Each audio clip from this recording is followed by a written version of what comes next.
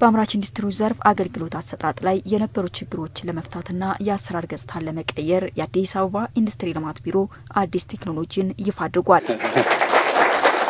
በአዲስ አበባ ከተማ የኢኖቬሽንና ቴክኖሎጂ ልማት ቢሮ የበለጸገው ይህ አዲስ ቴክኖሎጂ የኢንዱስትሪ ልማትን ቢሮ ሁሉንም የአሰራር ሂደቶች በአንድ ስርዓት ያቀፈ ነው። ቴክኖሎጂው የአንድ ማዕከል አገልግሎት አሰጣጥን በማቀላጠፍ ጊዜና ጉልበትን በመቆጠብ እንዲሁም የመረጃ ግልጸኝነትንና ትክክለኝነትን በማረጋገጥ በዘርፉ የነበሩ ማነቆችን ለመፍታት ያለመ መሆኑን የአዲስ አበባ ከተማ ምክትል ከንቲባና የኢንዱስትሪ ልማት ቢሮ ኃላፊ አቶ ጃንጥራር አባይ ተናግረዋል። የሚሰጡ አገልግሎቶችን በኦንላይን ሰርቪስ ለመስጠት የሚያስችል ትልቅ የቴክኖሎጂ ልማት ነው።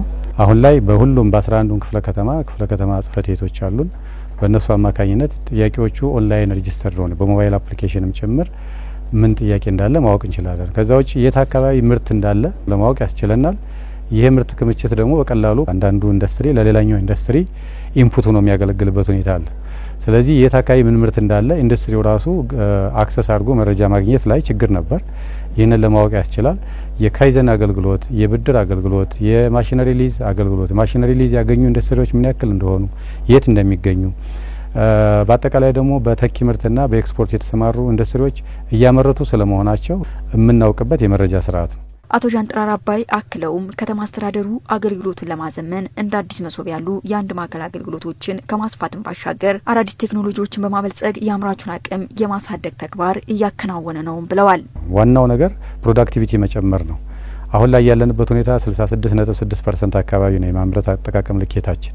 ይህን 85% ማድረስ ያስፈልጋል።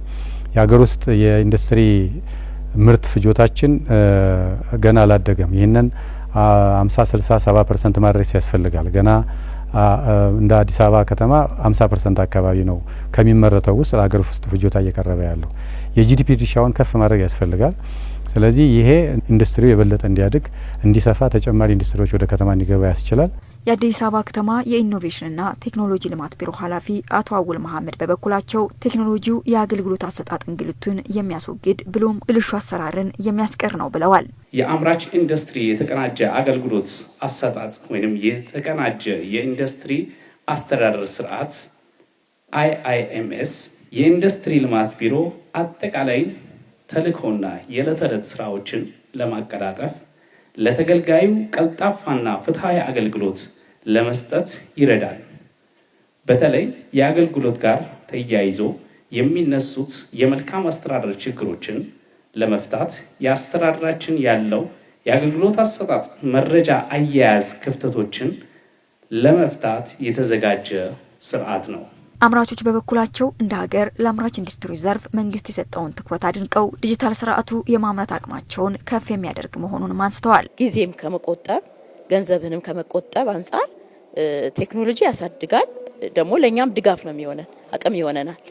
ሁለተኛ ነገር በቴክኖሎጂ ያለንን የምናመርተውን እኮ በአጠቃላይ ማስተዋወቅ እንችላለን። አምራቹ በተለይ ከወጣና ስራ ላይ መግባት ከጀመረ አገር ይነቃቃል፣ የስራ እድሉም ይሰፋል።